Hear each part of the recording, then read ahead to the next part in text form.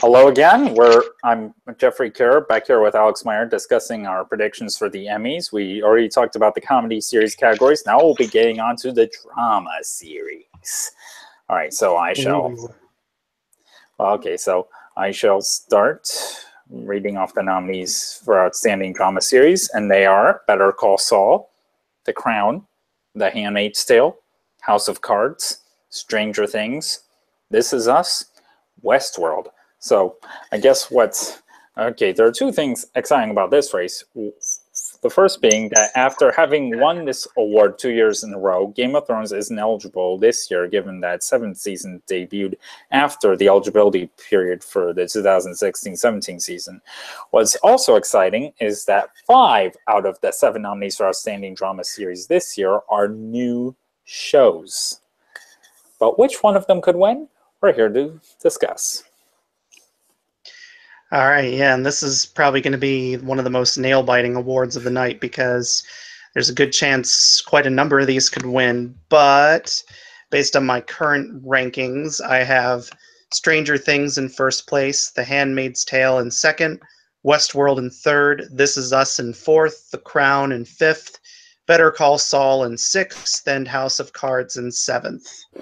Okay, I have slightly different rankings, but yeah, I agree with you. I do have Stranger Things out front. It definitely has the benefit of being the breakout hit of last year that has really captured the cultural zeitgeist, as well as the fact that at the Creative Arts Awards last weekend, it tied with Westworld for the most wins. Each of them won 5, though 2 of Stranger Things wins were for picture editing and casting, which are 2 key categories you need to win on the creative side in order for your series to win.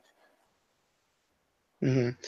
Plus the fact that Stranger Things won the SAG Award for Ensemble in a Drama Series couldn't hurt either, even though that serve as the best indicator of success because Downton Abbey was always winning that award at the SAG Awards, and that never won the Emmy for Outstanding Drama Series. Though Stranger Things did win PGA. Yes, that's definitely a big indicator. Mm-hmm. Well, yes, though in second place, I mean, I do think Westworld I do have Westworld in second place because, again, it tied with Stranger Things for the most wins last weekend, as well as the fact that, it also overperformed the nominations. I'm not sure how many of us expected to receive the most, 22 in total. Well, of course, it tied with Saturday Night Live for the most nominations. But Game of Thrones, in its first few seasons, it would always win, 5 or 6 Emmys at the Creative Arts Emmys and in all the technical categories, but then go home empty-handed on Emmy night in the bigger categories. And I could see Westworld doing the same because I think The Handmaid's Tale, it's probably going to win Drama Actress. We'll talk about that in a little bit. It's probably going to win one of the writing or directing awards, maybe both, but because it has the chance to win those bigger awards, it seems more likely to possibly upset Stranger Things because I think ultimately it's going to be a tight race between those two in the final count because it's always fascinating. We never know if were a close call in the final vote tally and which was just a landslide because they never publicly release the voting results. Mm-hmm. Well, personally, I don't need to know the identity of every voter and what they individually voted for, but I personally would like to see a report that states this person won by this percentage of a vote, just to see which truly was the landslide and which was the close call because we just never know. Oh yeah, they do that with the presidential elections, just not with award shows. Which is weird in my opinion, because if you can release a political election results, you should be able to release award show elections results, but that's another topic for another day. Yeah. But I've also noticed that won some pretty important categories at the Creative Arts, namely things like production design and cinematography, which I think are a big indicator of of a series potential win, because especially cinematography, because cinematography and directing often go hand in hand at award shows, whether it's the Emmys or the Oscars. Well, yeah, like let me recall. Yeah, 2012. Yeah, the last 5 years at the Oscars, the awards for cinematography and directing went hand in hand. Mm-hmm. Yes. Yeah, and then I have but then I have Westworld in third because of its overperforming in the nominations, and then I have This Is Us in higher than The Crown, mainly because This Is Us captured the cultural zeitgeist in a way most people didn't expect it to, because most network shows these days don't always get so much pop culture attention anymore, because so much of the good quality shows are on cable now. But like This Is Us, I mean, it was so popular that it got renewed for 2 more seasons right out of the gate. I mean, Well, its first season, well, but when they renewed it for an additional 2 seasons. So it's going to be at least a 3-season show. mhm. Well, yes, and well, to your point, well, okay, well, of course, you mentioned how Game of Thrones won a bunch of Creative Arts Awards, yet did not win anything on the primetime slot. Well, of course, that was under the old voting system, so I guess it should be interesting to see if we'll have history repeat itself under the new voting But system. but Game of Thrones did win the top categories in the last year of the old voting system. Well, yes, that was definitely a no. Yeah, that was definitely an exception to the rule. Well, of course, it took them a while to get there. Yeah, but I think the only reason for that was because other older shows like Breaking Bad and Mad Men were still at the top of their game and were still competing for the most attention from Emmy voters. Mhm. Big debate of, can John Hamm finally beat Bryan Cranston this year? Well, yes, but then when Cranston left, John Hamm finally won. Right, and there was the time when Breaking Bad had to take a year off because it aired outside eligibility, that people thought, yes, John Hamm may finally win, but then Kyle Chandler came in and won for the last season of Friday Night Lights, which I know Tom O'Neill called unforgivable. Well, yes, and to your point about This Is Us, well, I have it ranked in 6th place mainly because it's along with House of Cards, did not get nominations for writing or directing, which are key nominations you need on the primetime slot in order to win. True, but sometimes once in a while you can still not have those nominations but win several big honors, like Friends in 2002 won not only Best Comedy Series, but Best Comedy Actress for Jennifer Aniston. Well, yes, And but Sterling K. Brown is, I mean, we'll talk about him later, but mhm. he has a strong he's considered a very strong contender this year, and the fact that Gerald McCraney won the guest actor in a drama category last weekend shows that there is at least support for the show, at least in the acting department, and acting can be very crucial to often getting a series win as well. Well, yeah. And then I have I'm sorry, you.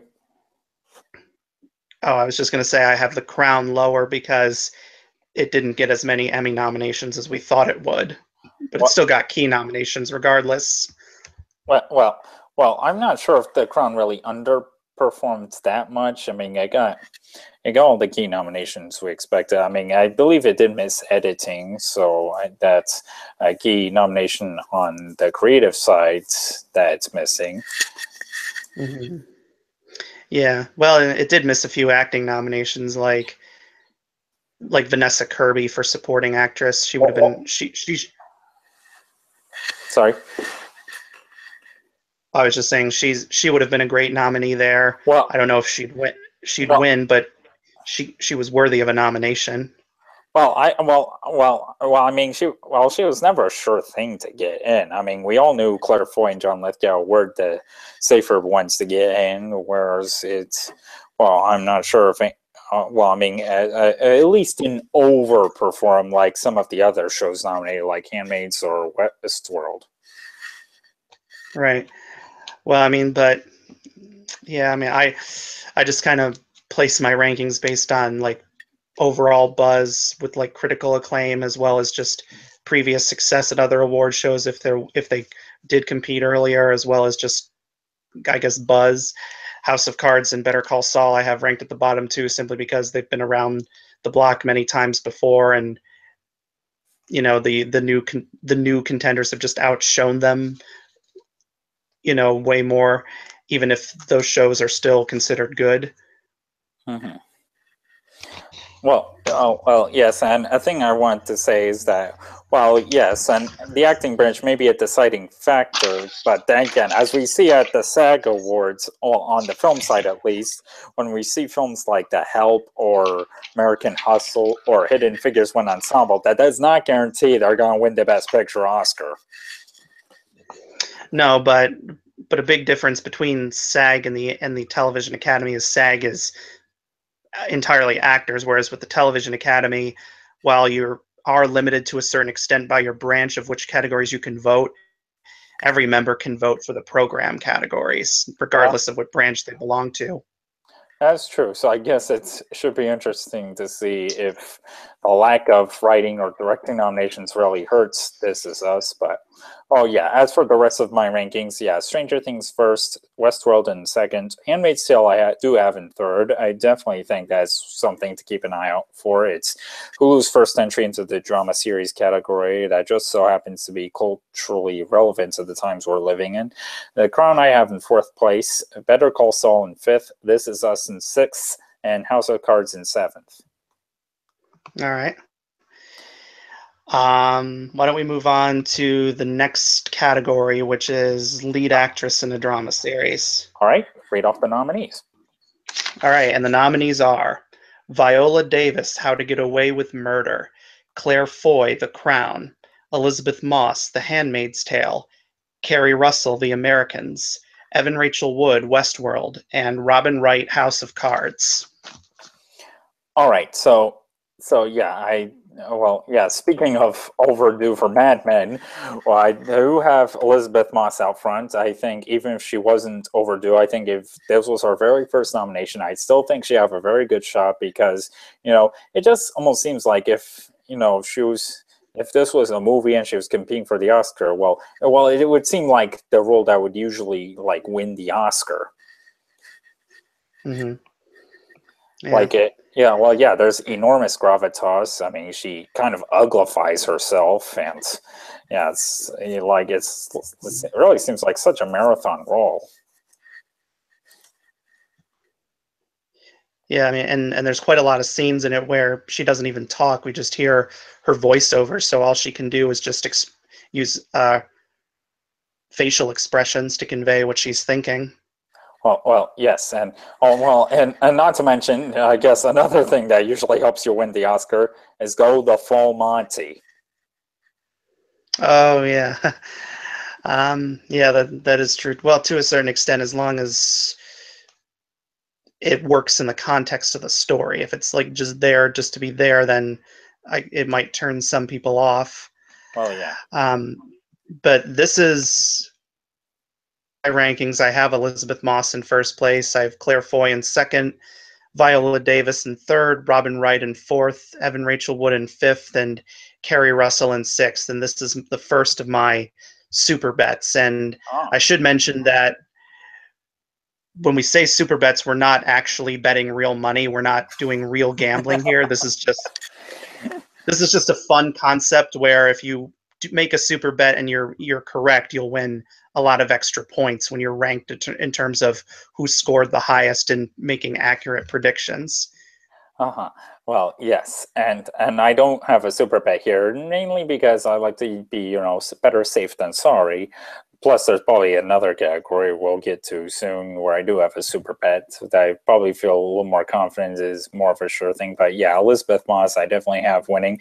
Claire Foy, I do have in second place. I guess who did win SAG and the Globe earlier this year, albeit she was not up against Elizabeth Moss for The Handmaid's Tale. But I guess it should be interesting to see, if Moss wins the Emmy like as we expected, if she'll go on to win the Globe and SAG next year. Yeah, and we could see her be a double nominee at those shows because Top of the Lake China Girl just started premiering, which would allow her to be nominated in both the drama category and the limited series TV movie categories at those shows. What And just of was? course, I'm sorry. 2018 Emmys, since The Handmaid's Tale is coming back for a second season, we could see her be nominated in both those categories next year as well at the 2018 Emmys. Well, yeah, and I was about to say that Sterling K. Brown was interesting and up for both This Is Us and The People versus O.J. Simpson at SAG earlier this year. Mm-hmm. Yes. As for the rest of my rankings, I have in third place, I actually have Evan Rachel Wood. I mean, she's a previous nominee for Mildred Pierce. And I think, if Westworld ends up being strong with the acting branch, I wouldn't count her out. Fourth place, I have Robin Wright, who on her episode submission for House of Cards happens to be an episode she directed. So I don't know how much that could be on voters' minds. And, I guess she could also be helped by the fact that she has a supporting role in the movie Wonder Woman, which we've seen in the past. You having some role in a major movie can help. And fifth place, I have Viola Davis, who may be helped by the fact that she did win the Oscar for Fences earlier this year, though last year at the Emmys, we all at least almost all of us predicted she was going to repeat for How to Get Away with Murder, yet got La La Landed by Tatiana Maslany, who could not be nominated this year because Orphan Black premiered outside the eligibility deadline. But depending on how well of a campaign we see, we could possibly see Tatiana Maslany get her first Oscar nomination for the movie Stronger. Right. Mm-hmm. Yes. And but speaking of the Oscars, that's actually kind of the reason why I have Viola Davis ranked so high. I think she's very well respected in the industry, and the fact that she won the Oscar for Fences could certainly help her possibly win here. Plus, I hear the episode she submitted was one of the best episodes of How to Get Away with Murder's most recent season, and she's got interesting projects coming up as well. Like her next film coming out next year is called Widows, which is like a remake, I think, of a British miniseries, and it's directed by Steve McQueen, the director of 12 Years a Slave, and it's written by Gillian Flynn, who wrote the original novel version of Gone Girl and the screenplay for the movie. Well, yes, which she was robbed for an Oscar nomination. Mm-hmm. And of course, Widows has a pretty fine all-star cast like Carrie Coon, who's Cynthia Erivo, Carrie Coon, Robert Duvall, Liam Neeson plays Viola Davis's husband. But we're okay. I'm getting off topic here. I'm just really excited for Widows because of the casting crew involved. Well, yes, and of course, Carrie Coon is another nominee who we'll get to soon. Mm-hmm. Yes. So for outstanding lead actor in a drama series, are you ready for that? Yeah. All right. The nominees there are Sterling K. Brown, This Is Us; Anthony Hopkins, Westworld; Bob Odenkirk, Better Call Saul; Matthew Rhys, The Americans; Liev Schreiber, Ray Donovan; Kevin Spacey, House of Cards; Milo Ventimiglia, This Is Us. So in this category, so after having won last year for his acclaimed breakthrough performance as Christopher Darden on The People versus O.J. Simpson, Sterling K. Brown went on to earn some more acclaim for his performance on NBC's breakout hit, This Is Us. So while I do have him winning, I think that is the safe bet to go with. I mean, since his co-star Milo Ventimiglia was able to make a cut, of course, he was a surprise nominee, which not a lot of us were expecting, so we don't know how much support he ended up getting in nominations. I guess that remains to be seen. But since he was able to make the cut, could they both be at risk of vote splitting? Possibly, but I think that given the fact that Amelia's character Jack, spoiler alert, but I think everybody knows this by now, the character of Jack is revealed to be dead in the present day of This Is Us. We only see Jack in flashbacks to like the 80s and the 90s, whereas Sterling K. Brown's character Randall is very much alive in the present day, and the present day is pretty much his story. I mean, sure, his siblings have their stories as well, but it's Randall's story about reconnecting with his biological father that takes the most amount of time that they spend on. So while they both had great episode submissions, because Sterling K. Brown submitted the episode Memphis and Milo Ventimiglia submitted the season finale Moonshadow. And, I think just the fact that the Memphis episode, the most buzz out of all the episodes of the season, Mm-hmm. and probably the most acclaimed, I think that Sterling K. Brown over the edge. So as a result, my full rankings are Sterling K. Brown in first place, Bob Odenkirk in second, Kevin Spacey in third, Anthony Hopkins in fourth, Milo Ventimiglia in fifth, Liev Schreiber in sixth, and Matthew Rhys in seventh. Okay. And what I was about to say was, well, I don't know how much voters would take into account, well, the character's stats, so I can't vote for him, but aside from that, in fact, one of the categories we will be getting to, Sterling K. Brown isn't the only This Is Us nominee who submitted the Memphis episode, which we'll get to soon. Mm-hmm. Well, I wasn't trying to, with Jack being dead, I wasn't trying to be negative about that. I'm just saying, I know. Because we only see Jack in the past, not the present, we don't get with him as a result. It's not a bad thing, but it's one thing that some voters might feel, well, we only know about him in the past tense, so I don't know. I mean, I guess I would have we'll see what happens. Well, yeah, I was about to say, I guess that would have to depend on how each individual voter feels. Mm-hmm. Yeah, as for the rest of my rankings, so I guess, so in second place, I have Kevin Spacey for House of Cards. I actually did an article about this not too long ago about why I feel he's a possibility to win. I'm not predicting him, but why I think he's possible. Third place, I have Anthony Hopkins, who has won 2 Emmys in the past, and I guess back to my point about Ivan Rachel Wood, if Westworld ends up being strong with the acting branch, I mean, he seems to have a good shot of prevailing. I mean, he is the only acting nominee for that show who isn't playing a robot, spoiler alert. And while he may have more of a supporting role on the show, he was still able to win the Best Actor Oscar for only 15 minutes of screen time in Silence of the Lambs. Mm-hmm. Admittedly, I haven't really seen too much of Westworld, so I can't personally vouch for his performance. But I have him ranked in the middle just because of his status as a legend and everything. Mm-hmm. And I was about to say, I have seen Westworld, and while I definitely think he gives a very good performance, I'm not sure if there's really anything special to it for it to stand out. So, I mean, but of course, when making predictions, I always like to leave my personal opinion out the door and just focus on what people are saying overall. Yeah, Bob Odenkirk I have in fourth, Liev Schreiber I have in fifth, Milo Ventimiglia I have in sixth, and Matthew Rhys I have in seventh. All right, hold on, I got to get up and walk around because I hear my dog begging. I got to give him a treat. So I'll just try and, we can talk as I move. I'll just have to. So. Well, yes. Yes, and I guess to elaborate more on my Spacey points, I guess he, he probably has 2 things going for him.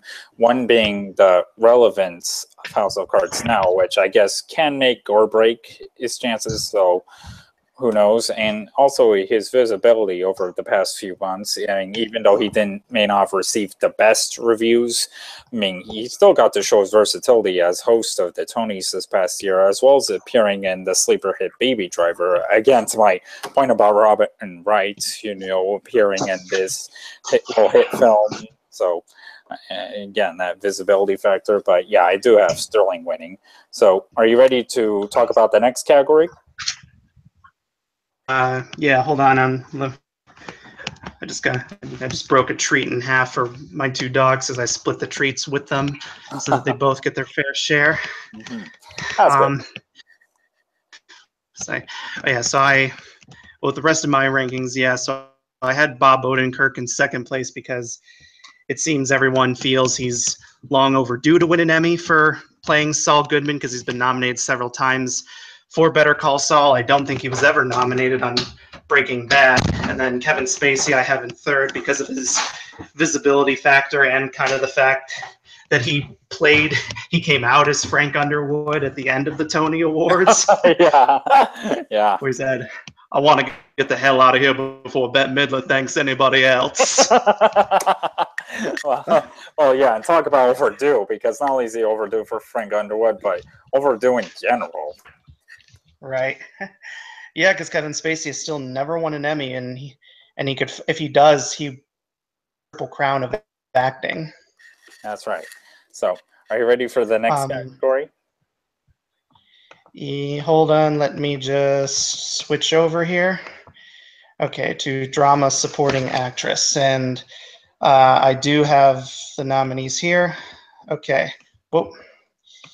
And so the nominees for outstanding supporting actress in a drama series are Uzo Aduba, Orange is the New Black, Millie Bobby Brown, Stranger Things, Ann Dowd, The Handmaid's Tale, Zus, Tandy Newton, Westworld, and Samira Wiley, The Handmaid's Tale. Okay, so who do you have in first place? Because this seems like one of those categories where you might as well throw darts on the board to predict a winner. Well, in this case, I do think Westworld will win here. I have Tandy Newton in first place, and then I have Millie Bobby Brown in second, Chrissy Metz in third, Ann Dowd in fourth, Samira Wiley in fifth, and Uzo Aduba in sixth. Yes, I agree. I definitely have Tandy Newton winning. I mean, she has been lauded for her as a standout on Westworld, and I think the episode she submitted is a good one. I mean, she does have quite some juicy material on the episode, and she probably is the show's best shot at winning an acting award. Though of course, Millie Bobby Brown, who I have in second place, did receive, I mean, she's only 13 years old, yet, of course, last year, when she wasn't 13, she received tons of attention for a breakout role on Stranger Things. Yet, are Emmy voters really going to rally around a kid? Though, I guess I could see her prevailing if the show ends up doing well. Yeah, I mean, that is an interesting question, because it's very rare for kids to be nominated for these types of awards, and even rarer for them to actually win. I believe the current youngest Emmy winner of all time is Roxana Zal for about Amelia. She prevailed at the age of 14. And Millie Bobby Brown will set a whole new record.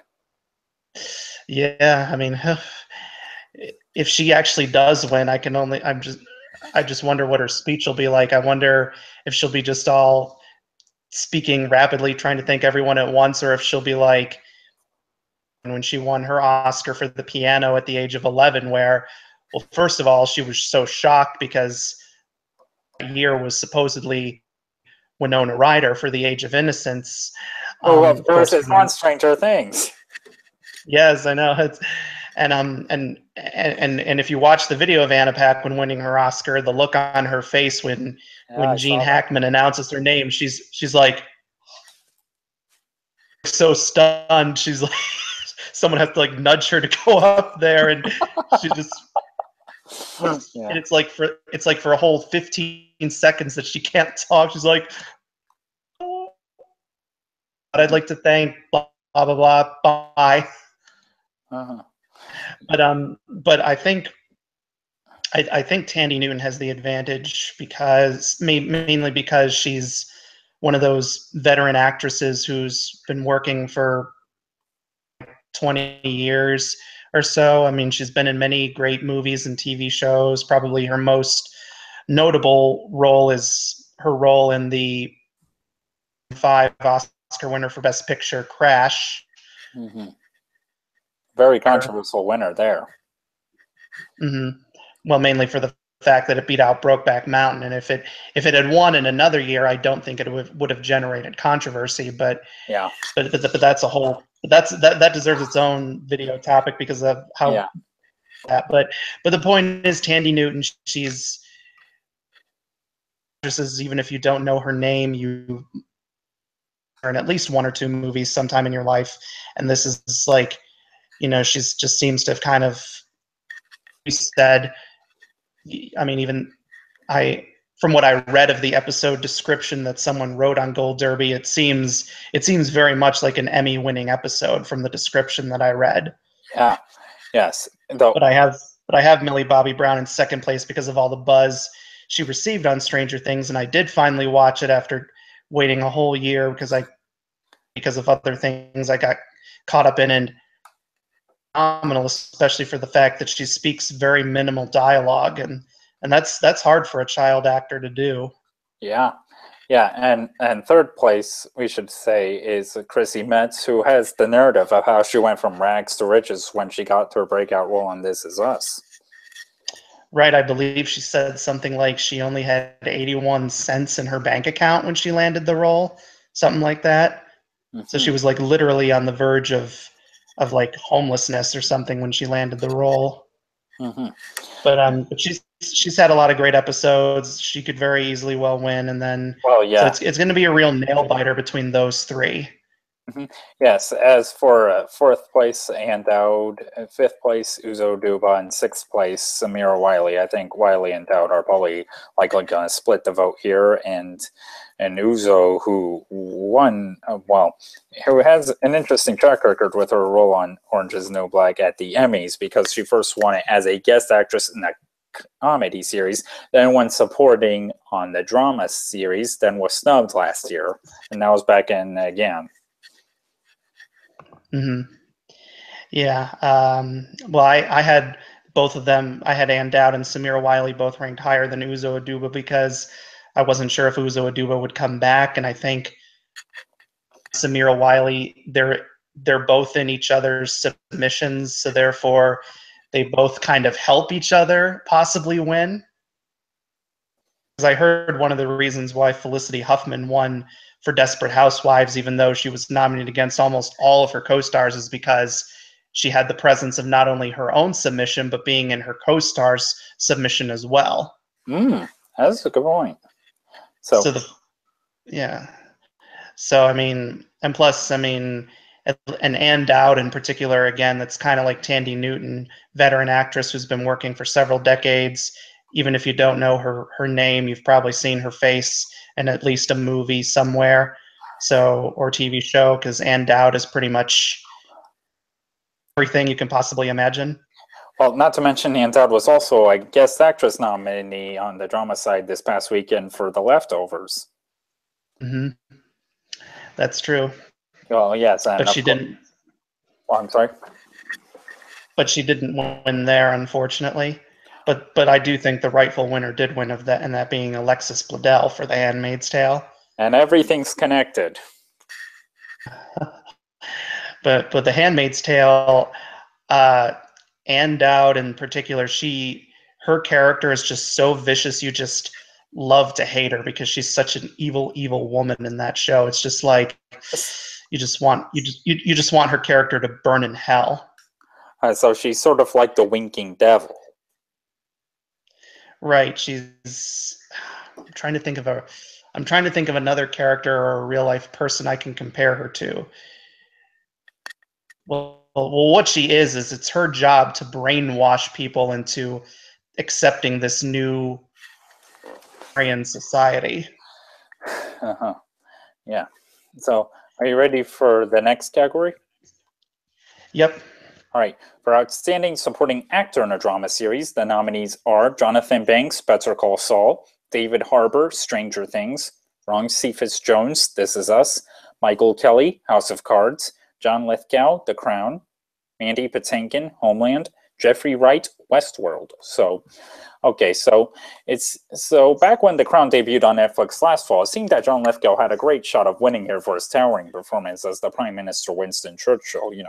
He's a veteran actor who's won 5 Emmys in the past and is giving a very transformative performance on the show, and I definitely have him out front. So. And what are the rest of your rankings? Well, in second place, I have Ron Cephas Jones. I do think he is someone we should keep an eye out for because I guess, like you mentioned, he fits the mold of, he's this veteran actor who's been working a long time, yet finally got his breakout role this past year on This Is Us, as well as the fact that, again, I guess back to my point about Biff Moss's character on The Handmaid's Tale, he almost seems to have the kind of role that would usually win you the Oscar. Mm-hmm.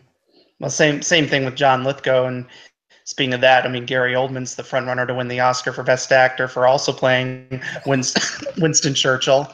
Well, yeah, not to mention the character of Winston Churchill has won a couple of actors Emmys in the past. Yeah, like Brendan Gleeson for Into the Storm back in 2009. Who, of course, him, like Gary Oldman, were a part of the Harry Potter universe. Yeah, what a strange universe. Well, in a good way. Well, yeah. Just all these connections we're able to make. Mm-hmm.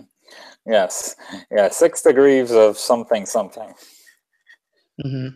Yes, so though I will say my third place choice, I think if the acting branch remembers David Harbour's political speech when Stranger Things won outstanding performance by an ensemble in a drama series at SAG Awards earlier this year, could he be a potential threat in this category? What about your last 4 rankings? Well, 4th place, I have Jeffrey Wright for Westworld. 5th place, Michael Kelly for House of Cards. 6th place, Jonathan Banks, Better Call Saul. And 7th place, Mandy Patinkin, Homeland. All right, well, I have the same top 4, but then I have Jonathan Banks in 5th place, Michael Kelly in 6th, and Mandy Patinkin in 7th. So we have the same last place rankings as well. No, I thought you had Michael Kelly ranked higher than Jonathan Banks. What? No, the last place, as in 7th place, Mandy Patinkin. Oh, okay, yeah. But yeah, I think John Lithgow is easily the front runner here. He'll probably win in a landslide. I mean, he's won 5 times before, so clearly Emmy voters know who he is. And it's kind of nice to see a little role reversal of we've always had British actors playing American characters. Well, yes, and here we are having Season TV and do it well. Well, yes, like, yeah, yes. And John Lithgow has a fantastic submission. He submitted the penultimate episode of the Crown's first season called Assassins, where Winston Churchill is having his official portrait painted, and let's just say he's not very happy with how it turns out. Yeah.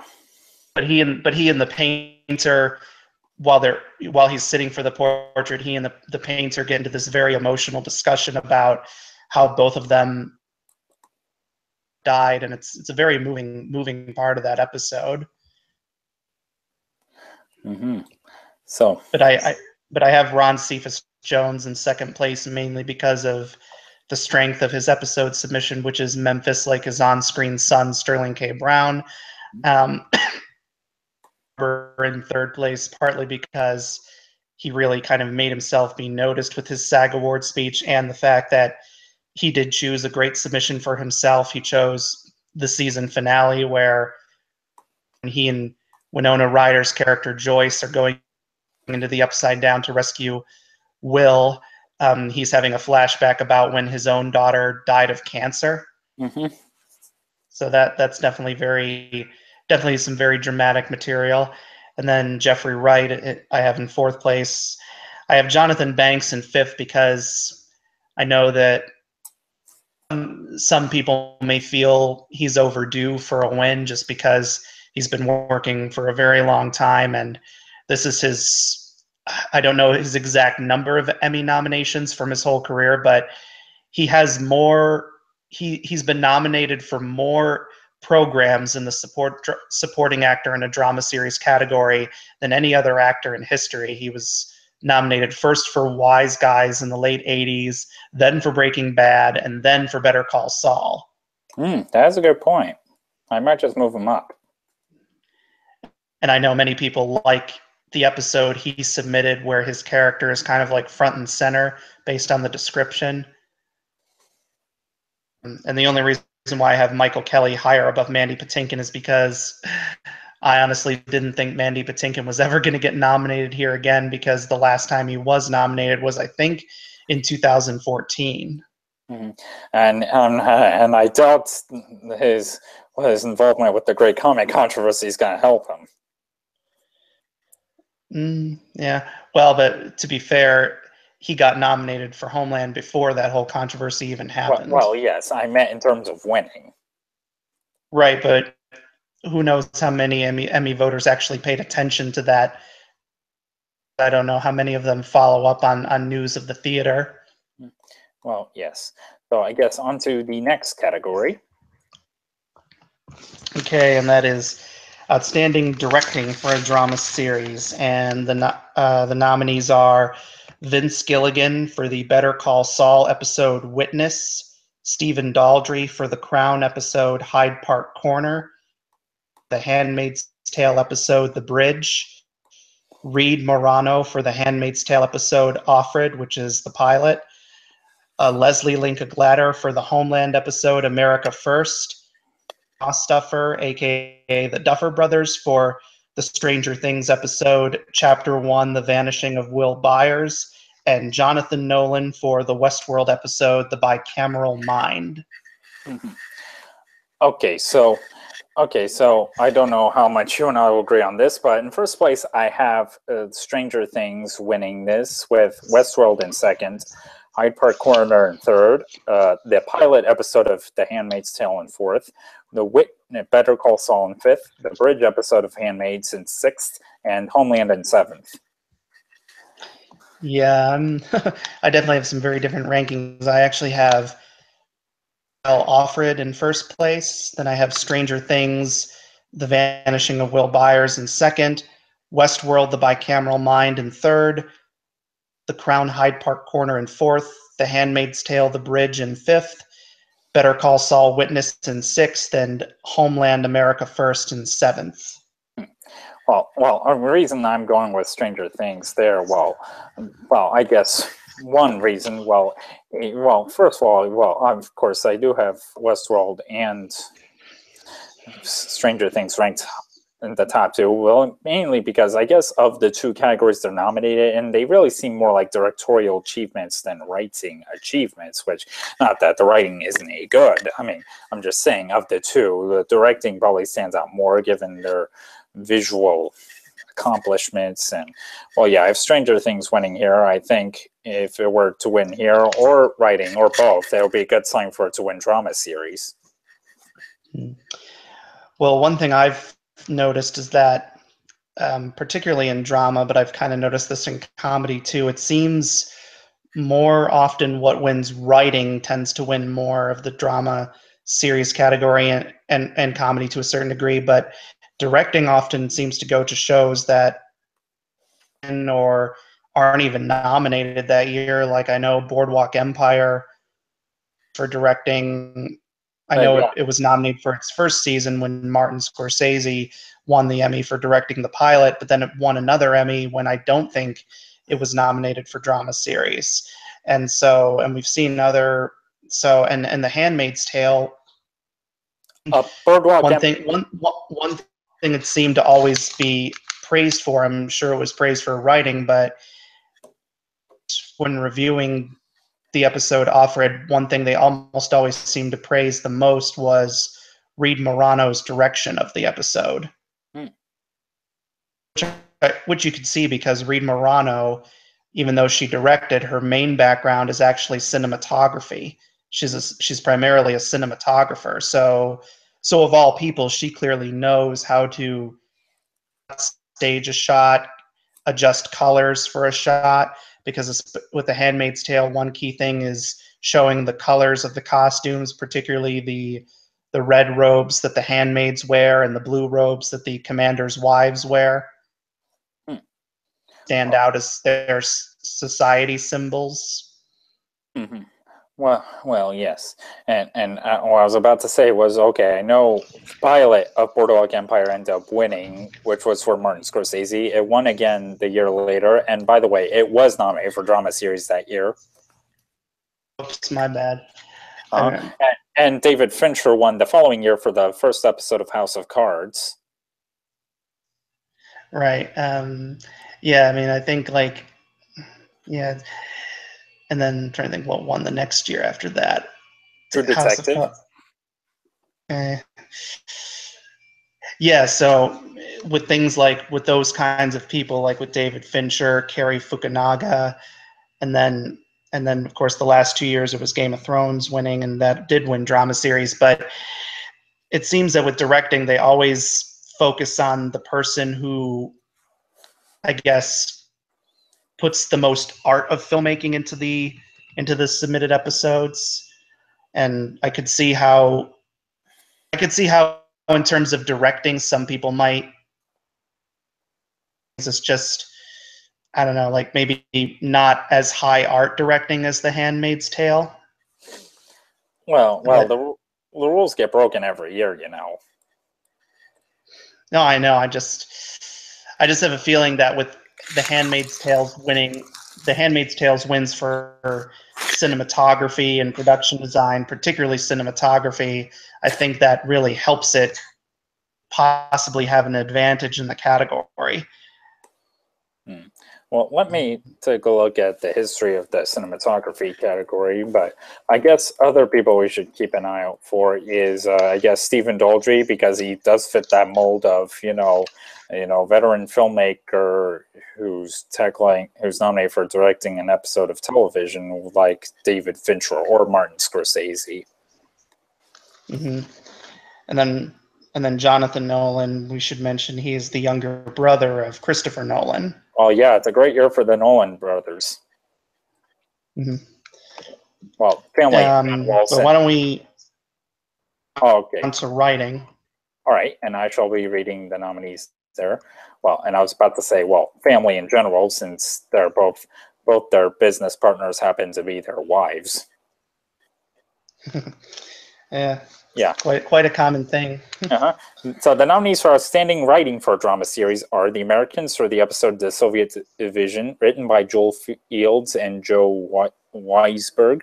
Better Call Saul for the episode Chickenary, written by Gordon Smith. The Crown for the episode Assassins, written by Peter Morgan. The Handmaid's Tale for the episode Offred, written by Bruce Miller. Stranger Things for the episode Chapter 1, The Vanishing of Will Byers, written by the Duffer Brothers, and Westworld for the episode The Bicameral Mind, written by Lisa Joy and Jonathan Nolan. All right, and in here I actually do have Stranger Things in first place for The Vanishing of Will Byers. Then I have The Handmaid's Tale Offred in second place, The Crown, Assassins in third, Westworld, The Bicameral Mind in fourth, Cannery in fifth, and The Americans, The Soviet Division in sixth. And I put Stranger Things here because it is quite good writing for a sci-fi show set in the 80s, revolved around a bunch of kids, which normally when you think of that kind of show, you're thinking, oh, that's probably just going to be a Nickelodeon or a Disney show. But no, this is definitely leagues better than shows from those networks. Well, yeah, it's more along the lines of Super 8. It's kind of like taking a Stephen King and a Steven Spielberg story and like putting them together into one world. Mm-hmm. Yeah, like there is strong writing in this show, and I put it here because of the tradition of whatever wins writing to win drama series, because Mad Men, when it was always winning drama series, it almost always won the writing award as well. And Homeland, in its only time that it won drama series, won best writing as well. And then its final season won writing, and then Game of Thrones won writing for both 2015 and 2016 when it won drama series for those 2 years. So being broken at this point, maybe it could. I think it's going to be a close race between this and The Handmaid's Tale, because they had the challenge of adapting a very iconic novel, mm-hmm. which is what The Handmaid's Tale is. But I mean, we'll see. But I'm just going to go with the tradition of what wins writing wins drama series. Well, okay. So for my rankings, I have The Handmaid's Tale in first place, The Crown in second, Stranger Things in third, Westworld in fourth, Better Call Saul in fifth, and The Americans in sixth. So I actually have the reverse effect. I have Stranger Things winning director while you have it winning writing. I have The Handmaid's Tale winning writing while you have it winning director. So I guess this should be interesting. Though I guess we should also keep an eye out on The Crown, given how wordy that is. Again, it's written by Peter Morgan, who's a veteran writer of stage and screen. He's earned Tony nominations and Oscar nominations. Pretty much all for writing about the British royal family. Well, he also wrote about interviews between David Frost and Richard Nixon. Yes, yep, that's true. I mean, pretty much anything these days related to the British royal family, at least the current one, is written by him. Yeah. Well, yeah, he certainly is obsessed with that. So, okay, so we just... Okay, but yeah, I have The Handmaid's Tale winning here. Again, like you said, with the complications they had of adapting the novel into a mini-series. Well, it's not going to be a full-on series because they're doing a second season, and actually, that'll be interesting to see because the last moment of the final episode of the first season is kind of where the book ends because. All right, we're going to get into some slight spoilers here, folks. But so in the final episode of The Handmaid's Tale, taken away into the van, and that is kind of where her story ends in the book. But then in the book, there's a section called Historical Notes, and it jumps ahead to the year 2195, where being a university lecture implied that the event eventually fell and was replaced by a new society that was sort of similar to the United States before it. And the professor in that segment goes on to talk about how tapes of herself recording her life story and left them somewhere, and they found them and transcribed them, but the fate of Offred herself is left ambiguous. We don't know if she escaped to freedom or if she got captured again or when she died. Like the novel leaves that ambiguous, but it implies sort of that she at least story recorded for others to find. So we have no idea what season 2 is going to do, of what she'll be into, because at this point now, not going to be faithful to the book anymore because it's gone past that point. Kind of like Game of Thrones, because Game of Thrones has now surpassed George R.R. Martin's books. Mm-hmm.